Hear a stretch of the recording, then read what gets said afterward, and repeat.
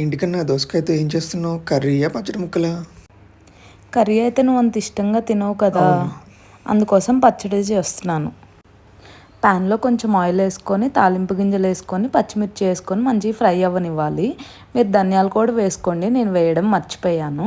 తర్వాత అది మంచిగా వేగిన తర్వాత ఒక చిన్న మిక్సీ జార్ తీసుకొని అవన్నీ వేసేసుకొని, దోసకాయ ముక్కలు హాఫ్ తీసుకొని అందులో వేసి, ఎల్లిపాయ వేసి, సాల్ట్, మెంతిపిండి వేసి మిక్సీ పట్టుకోవాలి.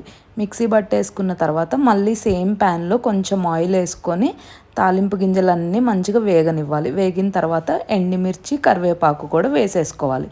వేసుకున్న తర్వాత చిన్న చిన్న ఆనియన్ స్లైసెస్ తీసుకొని వేసుకుంటే మనకి దోసకాయ పచ్చడి తినేటప్పుడు కొంచెం మంచి కరకరలాడుతూ నోటికి తగులుతాయి అన్నమాట.